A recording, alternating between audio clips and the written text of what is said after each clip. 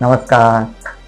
दसरा, दीपावली, ईद, जत्रा, उरूस यासारखे खूपसे सण म्हणजे फेस्टिवल आपण साजरे करतो.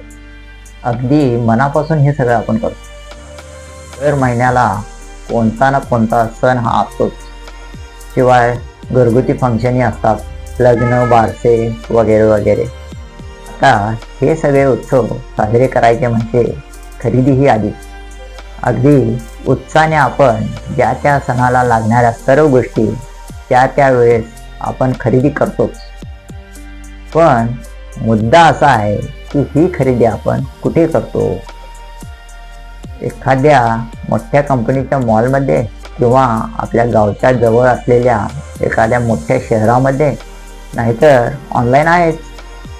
अगदी किराणा माल, शूज, कपडे, डेकोरेटेड आयटम, कॉस्मेटिक हे सगळे खरेदीसाठी आपण आपले गाव शहर सोडून अगदी लांब 50 ते 70 किलोमीटर जाऊन ब्रँडेडच्या नावाखाली आपण खरेदी करून येतो. जे आवश्यक आहे तेही आणि जे अनावश्यक आहे ते सुद्धा आपण खरेदी करून येतो. आणि आपण नेमके इथंच चुकतो.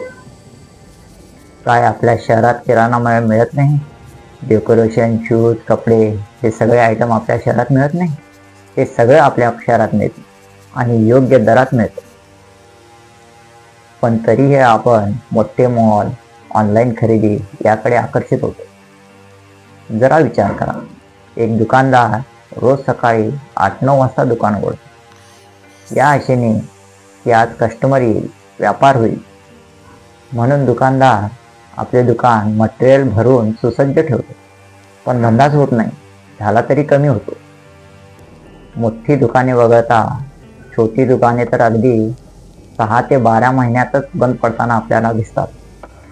व ते शेवटी नाईलाजाने दुकान बंद करून शेवटी बेरोजगार बनतात. त्याला दुसरे कोणी नाही तर आपणच कारणीभूत आहोत. आज आपल्या गावचा पैसा आपण शॉपिंग मॉलद्वारे दुसऱ्याच्या खिशात जमा करून येतो. आज आपणच आपल्या गावच्या दुकानदारात मागे टाकत चाललो. छोटी छोटी दुकाने बंद होत असताना आपल्या नजरेस पडू लागले.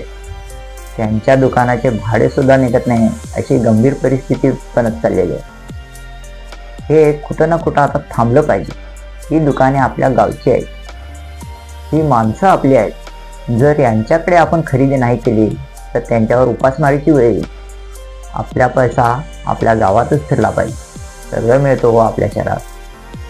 जर काही मिळत नसेल तर त्या दुकानदाराला ऑर्डर देऊन मागवून घ्या, ना की ऑनलाईन ऑर्डर करू.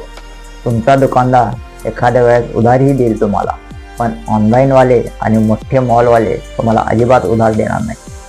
अडीनिडीला हे छोटे दुकानदार उपयोगी पडतील. बघा, विचार करा. खास करून 15 ते 25 वयोगटातील मुलांनी याचा विचार नक्की करावा. कारण ते ब्रँडेडच्या नावाखाली मोठ्या सिटीकडे गाड्या आणि बाईक घेऊन खरेदीला जातात आणि आपल्या गावचा दुकानदार बेचारा तीच ब्रँडेड वस्तू घेऊन आपल्या दुकानात तुमची वाट पाहत बसलेला असतो. जे की त्याला नाराज करताय, त्याला व्यवसाय करण्याचे होप्स तुम्ही संपवताय. दीपावलीच्या सीझनला तर कितीतरी छोटे छोटे स्टॉल लागलेले असतात. त्यांच्याकडे खरेदी करा, त्यांचीही दीपावली गोड होऊन जाईल. बघा, आता यापुढे तरी आपल्या शहराला, आपल्या गावाला समृद्ध बनवण्यास एक पाऊल पुढे टाका. खरेदी ही आपल्या गावातच करा. कळते का मित्रांनो मी काय बोलतोय ते? आज इथेच थांबतो. पुन्हा भेटू परत एका नवीन विषयावर.